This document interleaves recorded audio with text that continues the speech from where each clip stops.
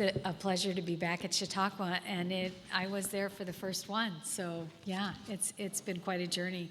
And thank you so much to everybody who's spoken already to have set the stage for this afternoon's closing panel, which is going to really focus on the topic of the dialogues.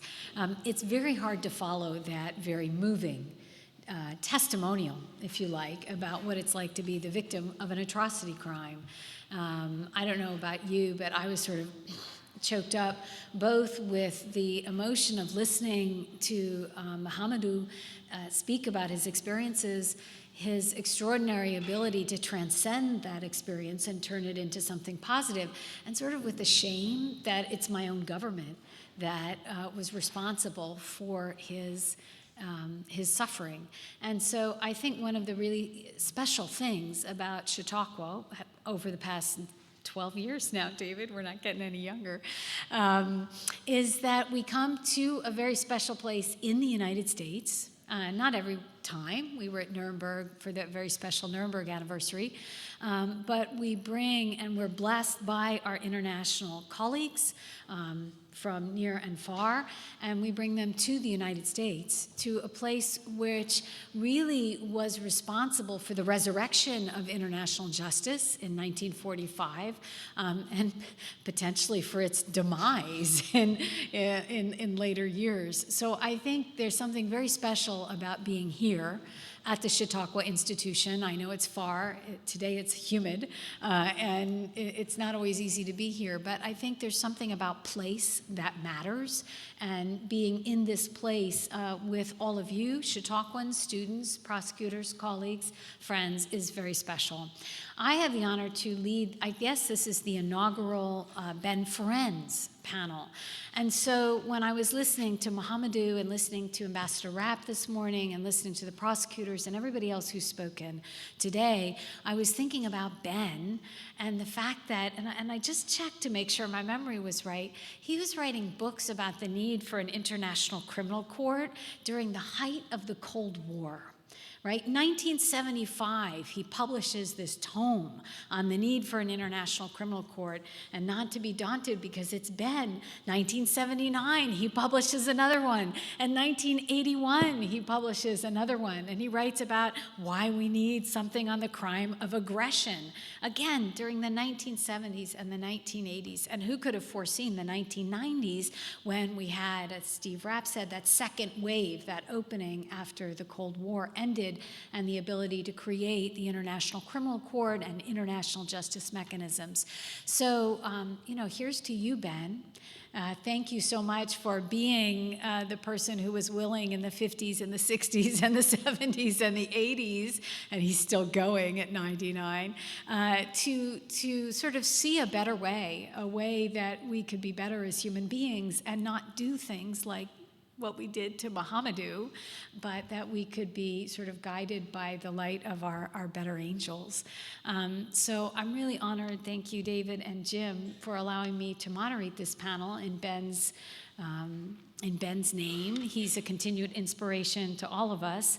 And as he would say, never give up, never give up, never give up, right? So I'm as short as Ben, so maybe that's why, that's why you chose me.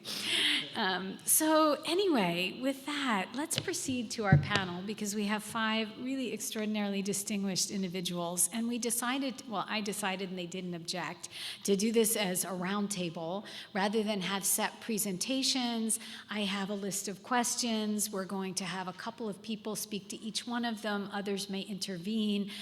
You've already heard last night from Zainab Bangura, who needs no introduction, but was wonderful and received the Heinz Award last year. Herman von Hebel, who you haven't, this is your first time, right, to the dialogues, former registrar of the International Criminal Court and a distinguished international criminal lawyer, and registrar of the Special Court for Sierra Leone before that, right? Yes, and then we have Binta Mansaray.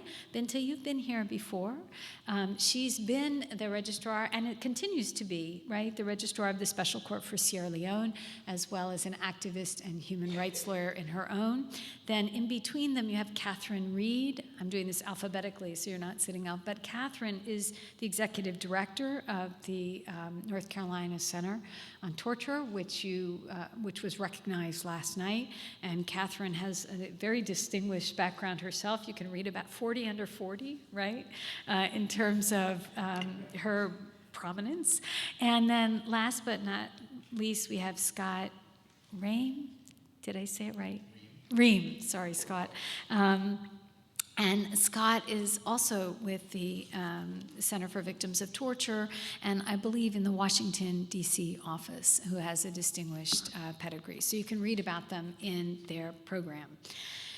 So the first question I asked them, and I thought maybe Zainab and Catherine could speak to this first, and if anybody else wants to jump in, was in your experience, sort of going to the question of our dialogues, what kind of remedies or actions do the victims of atrocity crimes seek, and what do they need? And that was really the last question that was posed to Mohamedou, who said, nothing, I need to tell my story. But Zainab, how about you start us off? What do people want?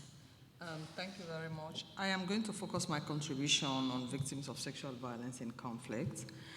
From my experience in dealing with about 19 to 20 countries, I mean, talking to victims during my time at the UN, both in Liberia and New York and then in Sierra Leone, I think the first thing when you talk to victims or survivors, whatever you want to call them, the first thing they demand is justice for crimes that have been perpetrated against them. Therefore, legal remedies to address the prevailing impunity is one thing that they always ask for, is very critical. And I think this is very interesting and complicated because in a lot of the situations we work after conflict, the rule of law is non-existent, or the structures do not exist. If they do exist, they are very weak. Of course, the UN has done a lot of efforts. I'll come to it when we do the question and answers, and the effort we did when I was in the UN in supporting government to strengthen the national laws and to actually work on that. So I'll explain that later. The second issue, and President Santos, when he was interviewed recently after I left, they asked him, what did you learn in terms of dealing with the peace process? He said there is one lesson he learned, is to listen to the survivors. They want their story to be heard. And they want acknowledgments. There is such a strong culture of denial and a culture of silence in situations where there is mass sexual violence atrocities. And I remember when I went to Colombia for the first time, I had a group of survivors I sat with, and I said I was listening to them. About 10 of them, we had lunch in the restaurant. And as they were talking, telling me some of the stories, what happened to them, I was crying, and they were crying. I didn't say anything, I just listened to them. And after they finished, they all said, thank you so much for listening. You are the first person who actually sat down, didn't interrupt, and listened to us. He said, we're so appreciative. The same thing happened with the Yazidis. The first time I went to Iraq, and I met the Yazidis, and just because I gave them all the time they needed, I met their prince, I met their high priest, I met all their senior leadership, and I listened to them. I became friends of the Yazidi. I had to come now, and actually was the one who raised the alert and spoke about what was happening to the Yazidis. I was on BBC. I had a lot of challenges with a lot of the NGOs. They said, oh, you went to Syria, you only come to talk about the Yazidis. But because nobody knew what was happening to them and all the atrocity, which later on I might talk, but that meant a lot to them. And they even said to me, you have become our mother. I became so friendly to their princes, to their high priests. I went into their temple. They took me everywhere because they wanted me to know what happened to them. And I think that's very about the acknowledgement. That's the second thing I think is very important to victims. The third is the guarantee of non-repetition. And I think this I learned with the Colombian crisis. I was very much involved in the Colombian peace process deal. And the Colombian civil society and the victims, they made sure the guarantor of non-repetition was actually included in the peace deal because they wanted to make sure it become part and parcel of the framework for the peace process. So they put it in the peace agreement. They said, we don't want this to happen to anybody more. We want to stop We don't want any more atrocities. We have suffered, but we want our children to have peace. And so they insisted, everywhere we go, said, we want this to stop. And everybody said, we don't want it to be repeated. You have to see what you can do to help us to make sure it stops. So the non-repetition is the third. The fourth, health services. You know, with victims of rape, there's a lot of physical and psychological support. And victims don't have the help they need. And these services are not funded very well. Whether it's mostly it's NGO, you know, MSF and the others, the government's health services have collapsed. So if you go to a place like DRC, that's why Dr. Dennis Mukwege has become so important because of the services he provides to those women. We had to take him to Guinea after the rape of the September in the stadium because he provided. So we worked with him to go to different countries to be able to see these women suffer in silence. The damage that rape caused to those women is unbelievable.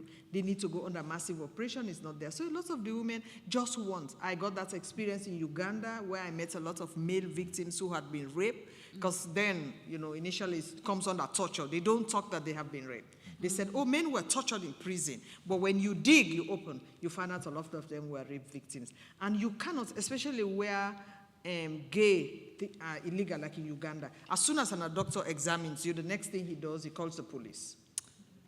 And then you become a victim second time. Yeah. So the medical provision of medical service, and a lot of time the medical service are underfunded. There are a lot of countries where you have huge victims of sexual violence.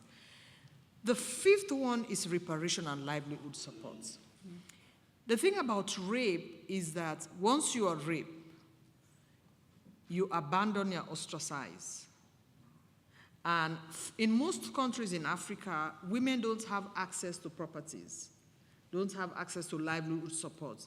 I went to Somalia where 75% of the women in the camp, there are about 520-something camps, IDP camps in Mogadishu, when I visited Mogadishu, 75% of those women had been abandoned by their husbands. Mm. They're living a destitute life. So when you talk to a victim of rape, the one thing she will need is how does she pick up the pieces of her life and move on? Because she has no means to be able to take care of herself. So the issue of reparation, you know, and livelihood support is extremely important for victims of sexual violence. The last but not the least is dealing with the stigma associated with rape. There's so much stigma about rape that actually the stigma also kills. The rape ends, the war ends, but the stigma continues. Their families ostracize them, they abandon them, their husband don't want them. I met a woman in DRC who had, I think, 5 children before she was raped. And she was raped and then she had a child. And then the husband, the families of the husband said, so I will not even sure the 5 children were by our brother. So she was thrown out.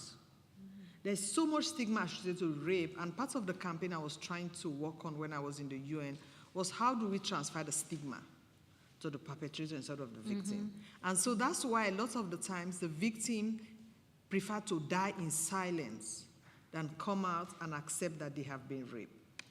And because you also have the culture of silence and denial, there's so much pressure on the victim. When I went to I remember I had to go to NATO to talk to how we could collaborate in Brussels.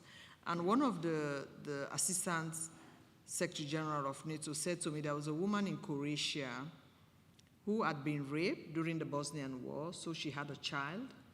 And of course, you have a lot of those cases in Bosnia and Croatia. And this child grew up, and everybody in the society knew that the child was born out of rape. Mm-hmm. And people started talking. And then the son who she had before the incident, one day had the story and came to the mother and said, what is this I'm hearing? And the mother said, what is it? Is it true that my brother was born out of rape? The mother said, no. And the son said, thank God, because I will have killed him. So the stigma is not only on the victim, the stigma is on the family. You know, they also carry the stigma in the community. So a lot of the time, we have to be able to destigmatize the sexual violence in conflict and to be able to bring those women into society, to accept them, to talk about the rape, and to get them, to get the community to understand that she was a victim. Because a lot of time, people believe that as a woman, she caused the rape. So this, for me, on a quick stop, I can answer question elaborate because it's just 3 minutes. They are the most critical things, for a victim that we have to look at it. And this is why, in the case of the justice, it's very important to ensure that the transitional justice process works, and the victims know. And I saw what he did in Sierra Leone. Once the victim realized the person is punished, they're prepared to talk and cooperate. I saw it in the DRC where we supported local courts and everything. The victims were prepared. It's a sign of relief that at long last, this demon is taken out of my society. He doesn't have power over me. Because as long as I continue with the Yazidis, one of the girls I worked with, I followed them in Germany when they were sent to Germany. And once she saw the perpetrator in Germany, she decided to go back to the refugee camp in Iraq. She couldn't, no matter the assurance we gave her, she couldn't stay in Germany. That's how powerful, because she realized this man is free. He can do anything to me. If he can do it to me in Iraq, and now I see him in Germany driving in a car, then he can do, and he recognizes her. So for every victim is how you can capture the perpetrator. You can look at her. It gives her a sign of relief that something is being done, and at least I am free, because she's hostage to that victim. Every time she sees her face, she hears his voice, she knows that this one, I'm not free, I'm not safe. Thank you. Thank you. And that idea of survivor's guilt, right? That I caused it even, that I was responsible. You heard that from Mohamedou as well, right? So Catherine, what about your experience with what do victims need? What do they want? Yeah, so thank you, and thanks for having me on this panel. I'm going to focus on the victims like Mohamedou of the US Rendition Detention Interrogation Program, otherwise really known as a torture program. And just to say for those who weren't at the award ceremony last night, the North Carolina Commission of Inquiry on Torture is investigating the role of North Carolina in that program. And we're very lucky that David Crane is one of our commissioners. And we have been able, through research from the Rendition Project, to trace 49 detainees, at least 49 detainees, who were rendered using North Carolina facilities. And Mohamedou is one of those detainees. What's remarkable to me is just hearing Zainab's explanation of what the victims in mass atrocity situations overseas want, because it parallels remarkably with those victims of the RDI program. Firstly, I should just say that we don't know all the victims of the program. The US government has only admitted in the Senate Intelligence Report on Torture 119 that were transferred to CIA black sites like Mohamedou. But there were many more, perhaps hundreds, perhaps thousands, who were transferred to foreign governments. And those victims we don't often have the name of, we don't know. We don't know them. So the sample that I will give is pretty small because, of course, there's also other victims that don't want to talk. They don't want to talk about what happened to them for fear of reprisal. They just want to try and forget. One of the key items that stands out and did for you is this issue of apology and acknowledgement, and obviously that was mentioned by Mohamedou as well. That sense of healing and dignity that comes from a simple apology from the perpetrators. One victim of the RDI program, Mohammed Bashmila, spent 19 months in a CIA black site and tried to commit suicide numerous times. And he asked his lawyers in 2014, when the Senate Intelligence Report on Torture, the executive summary was released, well, does this mean I'll get an apology now? Because it's there in black and white, this happened to me, this was real. Well, he hasn't received apology, as have none of the victims, at least from the US government. And sadly, he died this year in Yemen, and his widow still seeks truth, admission of wrongdoing, and apology. Another victim of the program, Abu Al-Qasim Britell, spoke about his desire for an apology. The wrong has been done, sadly. What I can ask now is for some form of reparation so I can have a fresh start and try to forget. I want an apology. It's only fair to say someone's done something wrong. that they must apologize. So this stands out strongly among the victims that we speak to. This year, 2 of the victims of the 49 North Carolina connected detainees did receive an apology from the UK government, 2 Libyans, Fatima Bouchar and Abdel Hakim Belhaj. They said throughout their legal proceedings that they would not drop them until they got an apology from the UK government. That was more important to them even than the reparations and the compensation they were seeking. Another area that's been very elusive for victims of the RDI program, as we heard, is this issue of legal remedy. The US courts have stymied any attempts to get legal remedy for victims. The government has always cited the state secrets doctrine. So really they've had very little recourse. There was one change to that last year. You may have heard 2 CIA psychologists, Doctors Mitchell and Jessen. The case went further than any case has. These were 2 psychologists who helped design the RDI program, the learned helpless techniques that the detainees were subject to. And that just before that went to trial, they reached a confidential settlement with the 3 detainees. And that included the statement that came with the confidential agreement, included acknowledgement from the doctors that they designed the program, that the methods were coercive, and that it was regrettable that the detainees had suffered the abuse. One of those detainees actually died as a result of his treatment.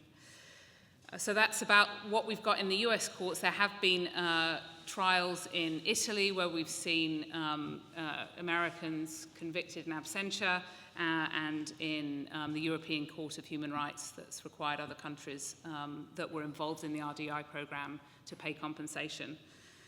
So again, on the issue of compensation, nothing from the US, but the UK had 17 British citizens who were rounded up as part of the RDI program. The UK government put aside £20 million, which has been given out to victims. As I mentioned, those 2 Libyans received some money from the British government, and Canada has apologized. There was one of the most infamous cases of rendition, Mahar Ara, who was traveling back from Syria through New York's JFK, was picked up and tortured. The Canadian government admitted wrongdoing and paid reparations to Mahar. Other issues, we heard Mohamedou talk about the difficulty now that even after they're released, they are still subject to surveillance. They don't have any ability to get legal documentation. Their family is shamed. You're talking about that as having been associated with the CIA's terrorism program. They're just forever branded terrorists. It's hard to get a job, to hold down any type of social life, to get married, to live normally. The issue of, we heard that he can't seek medical treatment. There's huge need for psychosocial services. We'll hear more from Scott about what the Centre for Victims of Torture does. But all these victims suffer hugely and need psychosocial services. Should mention that obviously the RDI program still includes 40 detainees at Guantanamo Bay. We don't hear about them so much anymore, but there are still 40 individuals. Many of whom have not been tried, none of whom have been brought to justice in Guantanamo, some of whom have been cleared for release but are still there, and they suffer even more immensely, that many are in solitary confinement. You heard that they can't get visits from family. They are in, for all intents and purposes, indefinite detention, which brings with it its own whole set of psychological difficulties, and really no meaningful psychosocial treatment is available to them. So I'll just end on a note from British detainee Bin Mohammed. He said about what he's seeking, "I'm not asking for vengeance, only that the truth should be made known so that nobody in the future should have to endure what I did." It's very similar to what you were saying. Let's educate and speak out so that this doesn't happen to others as well. So. Thank you so much. Any reactions to that? If not, I'm going to move on to Binta for comments. So Binta, can you tell us a little bit? You've worked at the Special Court for Sierra Leone. You've experienced, I guess you've been sort of on the receiving end of conflict, like Zainab as well as on the justice building phase and the accountability phase. So are the institutions that we have, are they sufficient? What's out there, and do we need more? And do we need more at the international level? Do you think we need more at the national level? Like, tell us a little bit about your work and where we need to go. Okay. The question about current institutions and processes, and their adequacy to respond to the kinds of needs that Zainab and Catherine, has talked about, is basically, depends on the context. You would not have a universal response, that all these institutions are adequate or not. So in order for us to really discuss this question, we need to look at the context on a case-by-case basis. I would respond to the question in the context of the armed conflict and the response to the armed conflict in Sierra Leone in the 1990s, of course. Based on what the two speakers, have said, and again, that is just a tiny fraction of victims or survivors' needs, because you have other categories of victims out there who don't get talked about. For instance, in addition to the rape and gang raping, we had a community in Sierra Leone, the Peacock Farm community. I worked with those girls. They were adolescent girls who were abducted and forced into combat, raped and gang raped, and then they ended up being bushwives and had children. Again, the stigma you're talking about, their families rejected them. After the disarmament and reintegration process, they came back to their community, but then it was like war between them and their parents, their family members, because the community looked at them as perpetrators, whereas they saw themselves as victims. So you have those kinds of victims who don't get talked about very much. But that said, let me come to the current institutions and their adequacy. A quick background, as I said, context matters. In Sierra Leone, we had an 11-year armed conflict, from 1991 to 2002. What happened? Peace process through a dynamic civil society activism led by, Zainab, Bangura, and others. We had a peace agreement. It culminated in a peace agreement. And the peace agreement had provision for Truth and Reconciliation Commission, no provision for a retributive justice mechanism. That was a political decision deemed necessary to give peace a chance, because the people of Sierra Leone wanted the perpetrators to pay for their crimes. What happened? The peace did not hold because the perpetrators continued to enjoy impunity. That led to mass demonstrations, which culminated in a nationwide demonstration on May 8, 2000, that led to the death of 16 people.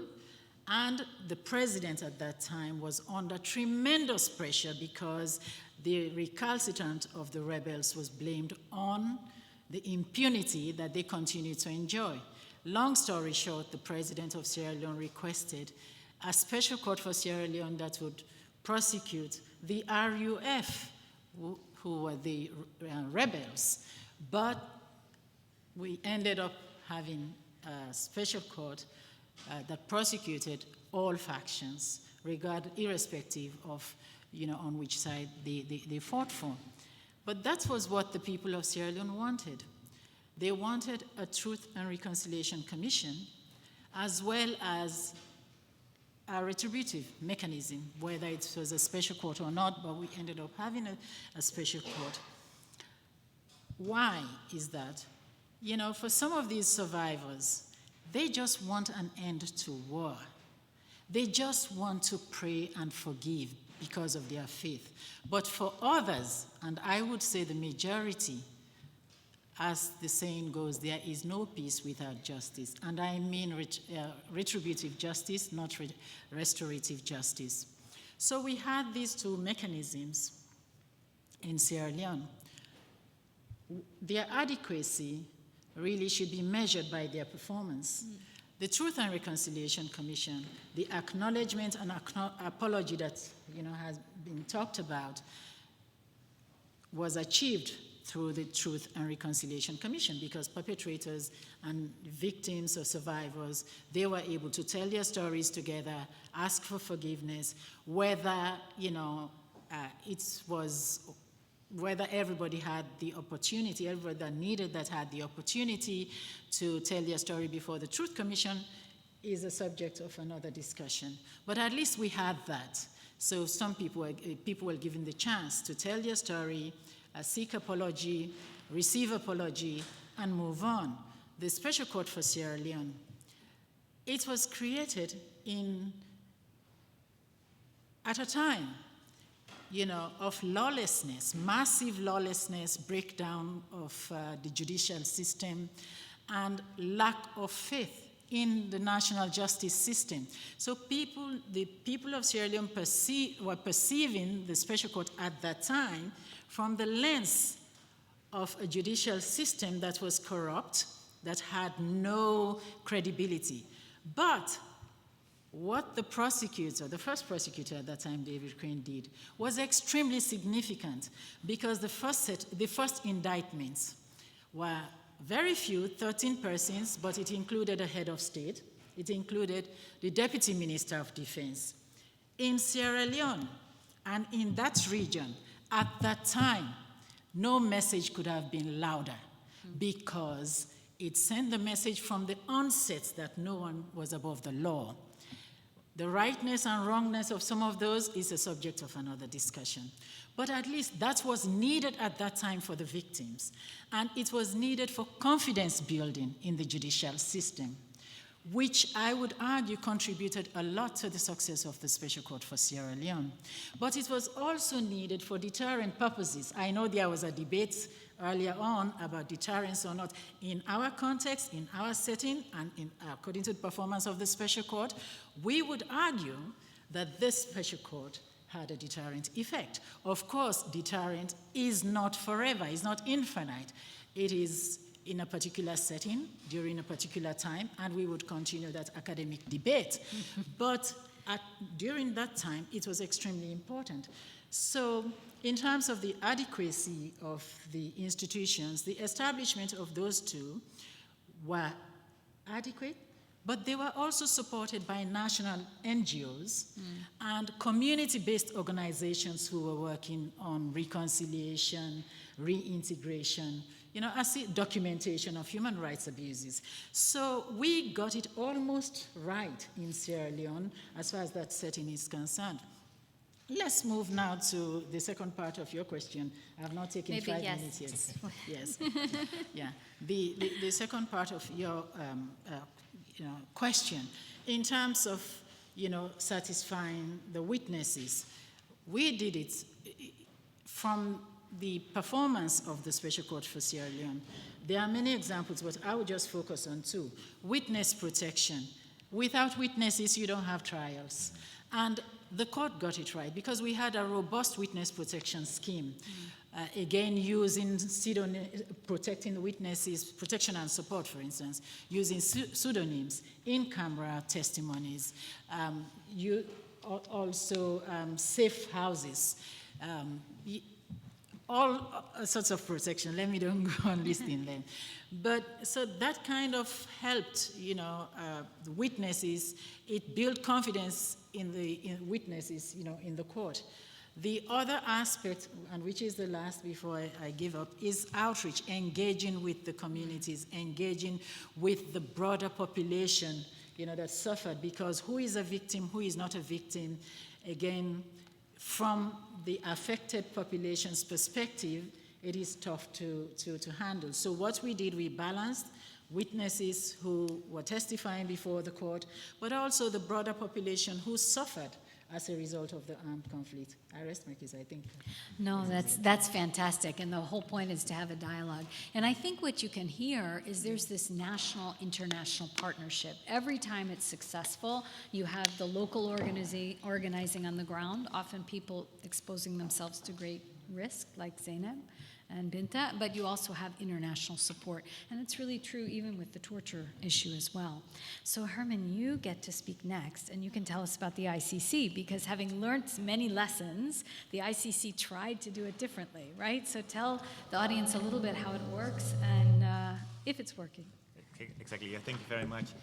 Well, let me first of all say that it's a great pleasure, of course, to be here this afternoon, having worked in 4 different tribunals and now seeing so many friends still in the building over here in those different tribunals and courts that I have been working with. The problem with talking after Binta has been talking, is that, of course, we have been working for 3 years together as registrar and deputy registrar together, and we work so closely together that we always have the same message that we want to bring. But since you got the first voice, of course, I have a difficulty of finding a different way of not in order to say more than just repeating her. From a perspective of do institutions do enough, given the character of the crimes that we're talking about, I think we have to realize that all those courts and tribunals, and including the ICC, obviously, you can never do enough. Never do enough for victims, never do enough for witnesses, never do enough for the affected communities, given the large-scale suffering that, of course, you have been talking about, which has been the result for which tribunals have been created. So that I think is a fundamental principle that we have to start with. But then, of course, and I will try to focus primarily on victims. I think I can see also within the ICC 3 major roles for victims.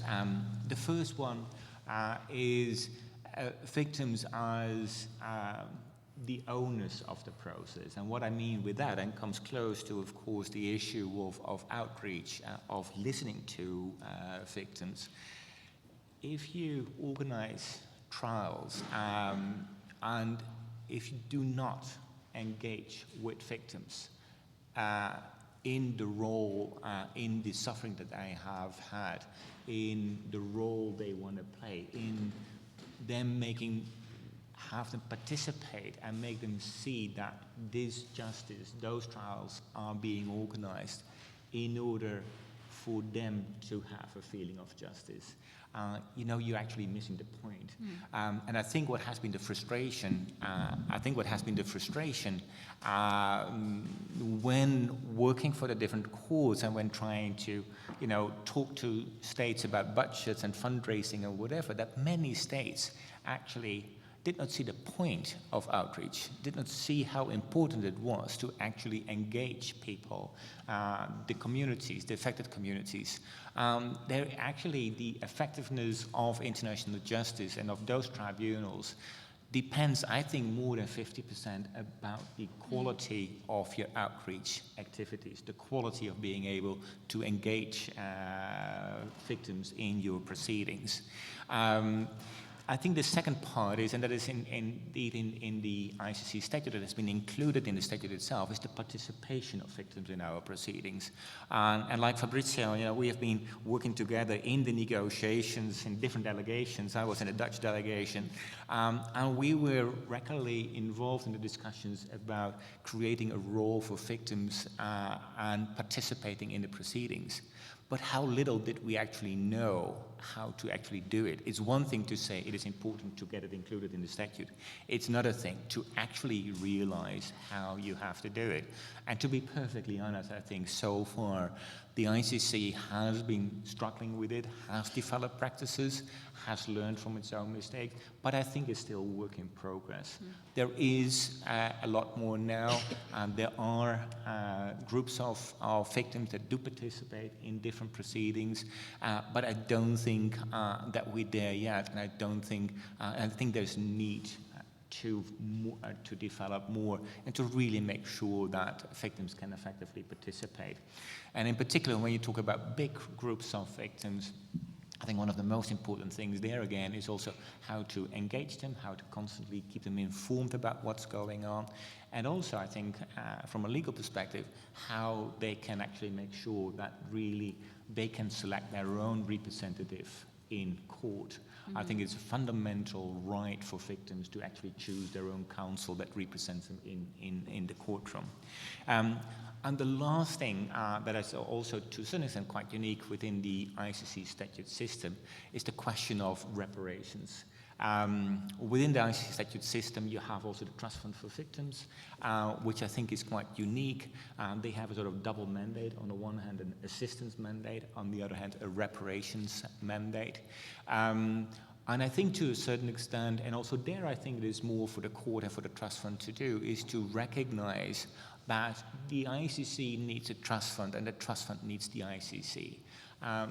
Proceedings, investigations, prosecutions, proceedings, they take a long time. In the meantime, victims in particular, of course, have high expectations of what the court can do.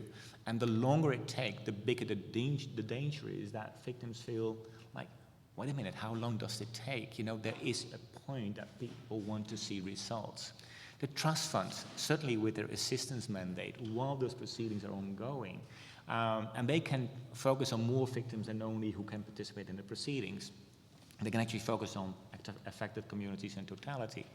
They can actually already engage with victims, already address issues, like Zainab was talking about, being able to address issues of victimization, victims of sexual crimes.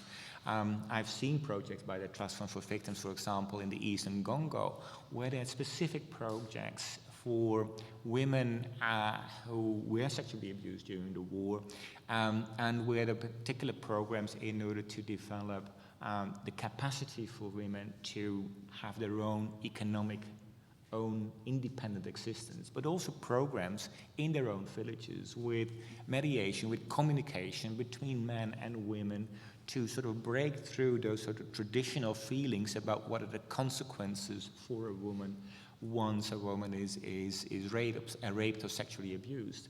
And actually that led to quite some, these are small programs, but it actually led to dialogue and actually more of a recognition and inclusion of women again in their own societies. That's where the Trust Fund can actually assist and can bring a form of justice in addition to the judicial proceedings. But I'll stop here as well. No, that's fantastic. And as I understand it, is it right that in the Bemba case, even with the acquittal, the Trust Fund for Victims was able to say, we can still assist the 5,000 victims? Exactly. So it does sort of separate out the victimization from the criminal prosecution, which is a nice innovation. Yeah. Scott, let's turn to you because you haven't had an opportunity to speak, and maybe you can tell us about what the center does, and also tell us if there's any particular story. We obviously heard from Mohamedou, so it's pretty hard not to top that, but, are there any compelling stories that you've come across in your work as well? And maybe for each of you, if you can think, this wasn't on my list of prepared questions, but it was prompted by something Stephen Rapp said. Have you faced criticism of your work? Because as an American basically challenging U.S. government policies, or as an individual, these are controversial. Each one of you is a human rights advocate, which is, as Samantha Power said, like being the skunk at the garden party a lot of times. Yeah. So tell us about what you do and your perspective.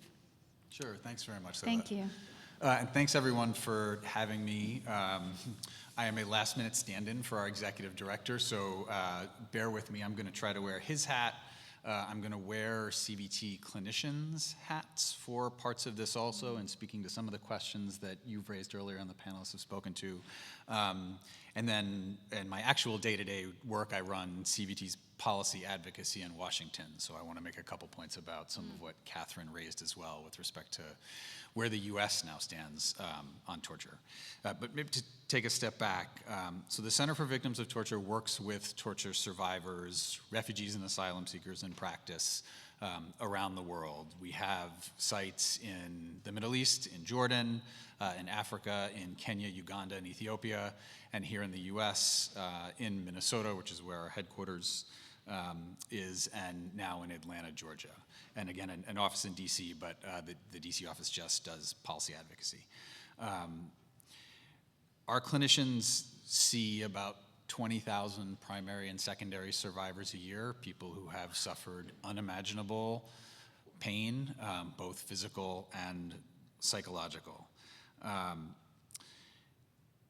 want to speak to some of the questions that have been raised already from sort of the perspective of our clinicians' interactions with clients. And this is only recently, but we have more intentionally been researching and been working with clients on their role in transitional justice processes, whether that's a role they want to have, if they do want to have it, how that role can sort of best interact with the treatment plans that our clinicians are following for them. And I think there's some insights that have come from that work that I want to speak to in sort of 3 or 4 different points. I think the first is justice tends not to be the first issue on the minds of clients that our clinicians see, at least not in the broader sense that we've been talking about it here so far today. They overwhelmingly talk in terms of safety. And that makes sense. The clients in the US who will have oftentimes recently got here, though not always, given their experiences with torture, subjectively have a very difficult time feeling a sense of safety. Clients that we see overseas have the same issue and often, just practically speaking, aren't safe in their circumstances. So that's the first element of the rehabilitation work as well. Conversations about justice inevitably happen. They tend to come later on as part of an ongoing kind of conversation with clinicians and treatment plan. Now, that's not to say there's not often sort of an immediate, visceral sense of anger, injustice, desire for vengeance. That's all there. Our clinicians tend to try to get survivors to hold on to that feeling and work through it and process it as that's sort of a critical piece of the rehabilitation work before it getting to the conversations about justice and potential participatory roles where that arises. The second point is that there's a very wide range of views in our experience with clients about what justice means to them. And to your question earlier, Leila, I thought I'd just give a few anecdotes that I think help sort of illustrate that range. And some of these you'll notice that sort of details are either vague or anonymized for confidentiality purposes. But we have a group of clients in one of our overseas clinics that was abducted, forced to marry military commanders, and who bore children as a result of rapes. They're now returning to villages with those children, kids whose fathers may have killed neighbors, may have killed family members. And as you can imagine, the stigma around them is intense and it's ongoing. Some community members have said to our clients, how dare you bring that child into our community? His father killed my cousin, my friend. One survivor said that she felt she might have to leave because she couldn't handle the extent of the ostracization. She said she just wanted someplace she could go where she wouldn't constantly be harassed or bothered, and that for her would be justice. Another survivor said all she wants is money for her child to be able to get an education. That if she was able to do that and provide her child that would be justice for her. We have Syrian survivors in our clinic in Amman who have said they just want to know the truth. They've had family members disappeared, never again to be heard of, and they want more than anything to know the truth. We have several clients in our, also in our clinic in Jordan, who want their experiences documented very precisely, not with exaggeration. Some want their names attached to them, some don't. Some want them to be anonymous. what they want, whether their name is attached to it or not, in the long run, is for people to know what happened as a part of guaranteeing, again, some prospect of non-repetition. Now, that's just a sample. The range is wide and includes everything else that you've heard on the panel today, but I think the point is more that